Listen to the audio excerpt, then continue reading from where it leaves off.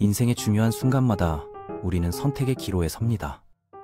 전 애인과 계속할지, 새로운 사람을 만날지, 철도 근처에 매력적인 집을 살지, 조용한 집을 살지, 명성 있는 새 직장으로 갈지, 현재 직장에 남을지 말이죠. 이런 선택 앞에서 우리는 며칠, 때로는 몇 달을 고민하며 보냅니다. 오늘은 선택의 고통에서 벗어나는 방법에 대해 이야기해보겠습니다. 흥미로운 건 이렇게 고민하는 시간이 길어질수록 우리가 더 현명한 결정을 내리는 게 아니라는 점이에요. 오히려 불안만 커지죠. 잘못된 선택이 인생을 망칠 거라는 두려움, 완벽한 선택이 행복을 보장해줄 거라는 기대 사이에서 우리는 꼼짝없이 갇혀버립니다. 심리학자들의 연구에 따르면 중요한 선택을 앞두고 3일 이상 고민하는 사람들의 70% 이상이 실제로는 불필요한 고통을 겪고 있다고 해요. 정작 1년 뒤 돌아보면 어떤 선택을 했든 비슷한 수준의 만족도를 보이거든요. 그렇다면 우리는 왜 이렇게 선택에 집착하는 걸까요? 혹시 우리가 선택의 중요성을 과대평가하고 있는 건 아닐까요? 더 나아가 선택이 어렵게 느껴지는 이유 자체가 우리의 착각 때문은 아닐까요? 오늘은 어려운 선택 앞에서 우리가 빠지기 쉬운 함정과 그 고통에서 벗어나는 방법에 대한 이야기입니다. 낙관과 비관이라는 두 가지 관점을 전략적으로 사용하면 선택의 무게를 훨씬 가볍게 만들 수 있거든요. 선택이 어려운 진짜 이유는 뭘까요? 많은 사람들이 착각하는 부분이 바로 여기에 있습니다. 우리는 선택지 중 하나는 좋고 다른 하나는 나쁘다고 생각하죠. 그래서 좋은 걸 골라야 한다는 압박감에 시달립니다. 하지만 역설적이게도 선택이 어려운 건 정반대 이유 때문이에요. 테이블 위에 놓인 모든 옵션이 사실은 꽤 괜찮기 때문입니다. 만약 한 선택지가 명백히 형편없다면 고민할 이유가 없잖아요. 바로 좋은 쪽을 선택하면 되니까요. 전 애인과의 관계를 예로 들어볼까요? 그 사람과 계속 함께하면 분명 축하할 만한 순간들이 많을 거예요. 서로를 이해하는 깊이, 함께한 추억, 익숙함에서 오는 편안함 같은 것들 말이죠. 그런데 헤어져서 새로운 사람을 만나도 그 사람 역시 매력적인 면이 있을 겁니다. 신선함, 설렘, 새로운 가능성 같은 것들이요. 집을 선택하는 상황도 마찬가지예요.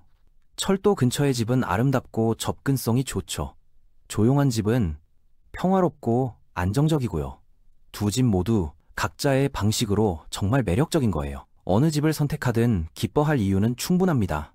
직장 선택은 어떨까요? 명성 있는 새 직장은 훌륭한 커리어 전망을 제공하고 현재 직장은 좋은 동료들과 삶의 질을 보장해주죠. 둘 다 분명한 장점이 있는 거예요. 이렇게 낙관적으로 보면 우리의 고민이 사치스럽게 느껴지기도 해요. 어떤 선택을 하든 좋은 결과를 얻을 수 있다는 확신이 들거든요. 이건 선택의 압박에서 벗어나는 첫 번째 방법입니다. 하지만 여기서 멈추면 안 돼요. 반대 방향으로도 생각해봐야 하거든요. 비관적인 시각을 전략적으로 사용하는 거죠. 이게 의외로 더 큰 안도감을 줍니다.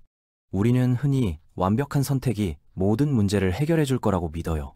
올바른 선택만 한다면 악몽 같은 상황을 피할 수 있다고 생각하죠. 하지만 냉정하게 들여다보면 어떤 길을 선택하든 어려움은 있게 마련입니다. 예를 들면 A라는 파트너는 확실히 성가신 면이 있어요. 늦잠을 자고 정리를 안 하고 가끔 무신경하죠. 그런데 B라는 새로운 사람도 마찬가지일 겁니다. 형태는 다를 수 있지만 모든 사람에게는 낙담스러운 면이 있거든요. 과도하게 예민하거나 고집이 세거나 소통이 어렵거나 말이에요. 이건 인간관계에 피할 수 없는 속성이에요. 완벽한 사람은 없으니까요. 우리가 만나는 거의 모든 사람은 사랑스러운 동시에 짜증나는 면을 함께 가지고 있습니다. 집의 경우도 똑같아요. 철도 근처 집은 아름답지만 소음에 시달릴 거고 조용한 집은 평화롭지만 접근성이 떨어져서 불편할 겁니다. 어디에 살든 완벽한 행복을 누릴 수는 없어요. 집이라는 물리적 공간이 우리 존재의 근본적인 고통을 덜어줄 수는 없거든요. 직장도 마찬가지죠. 새 직장의 명성과 미래는 매력적이지만 적응 스트레스, 새로운 정치 관계, 높은 업무 강도 같은 문제가 기다리고 있을 거예요. 현재 직장에 남는다면 좋은 동료들은 있지만 정체된 커리어, 낮은 급여, 지루함 같은 불만이 계속될 겁니다. 어떤 선택을 하든 불만스러운 부분은 반드시 생긴다는 거예요. 이게 현실이죠. 우리가 맹렬하게 부정하려고 애쓰는 진실이기도 하고요. 생각해보면 이 비관적 관점도 큰 위안이 됩니다. 어차피 모든 선택에는 문제가 있을 거라면 굳이 완벽한 선택을 찾느라 고통받을 필요가 없잖아요. 어떻게 선택하든 실망스러운 면은 마주하게 될 테니까요.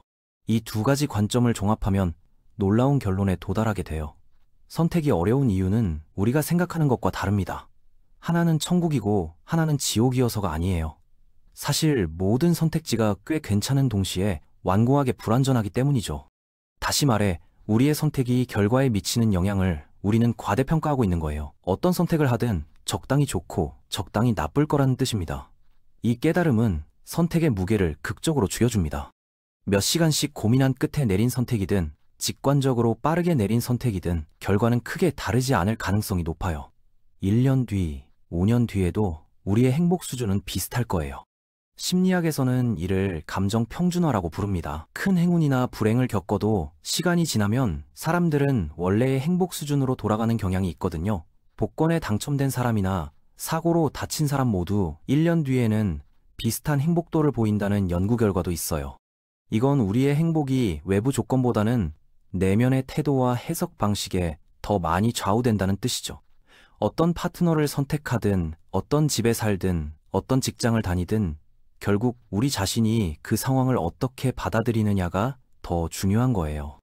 그렇다면 우리는 선택 앞에서 어떻게 행동해야 할까요? 간단합니다. 덜 고민하면 돼요. 각 선택지의 기본적인 장단점을 파악했다면 그걸로 충분합니다. 더 이상 분석하고 따져봐야 나올 게 없어요. 물론 완전히 무작위로 선택하라는 건 아닙니다. 최소한의 합리적 판단은 필요하죠. 하지만 그 이상으로 며칠, 몇 주를 고민하는 건 불필요한 고통일 뿐이에요. 극단적으로 말하면 우리는 거의 주사위를 굴려도 될 수준입니다. 물론 실제로 주사위를 굴리진 않겠지만 그 정도로 가볍게 접근해도 괜찮다는 거죠. 실제로 어떤 선택을 했느냐보다 선택 이후의 태도가 훨씬 중요하거든요. 선택한 것에 좋은 면을 발견하고 감사하는 능력, 나쁜 면은 받아들이고 적응하는 유연성이 행복을 결정합니다. 개인적으로 이 깨달음을 얻기 전까지는 큰 선택 앞에서 정말 많이 괴로워했어요. 대학 전공을 선택할 때, 첫 직장을 고를 때, 이사갈 동네를 정할 때마다 몇 주씩 고민했거든요. 지금 돌아보면 어떤 선택을 했든 비슷했을 것 같다는 생각이 들어요. 결국 중요한 건 선택 그 자체가 아니라 선택 이후의 삶을 어떻게 만들어가느냐예요. 같은 상황에서도 어떤 사람은 행복하고 어떤 사람은 불행한 이유가 바로 여기에 있죠. 앞으로 어려운 선택이 다가올 때 이 두 가지를 기억하면 좋겠어요.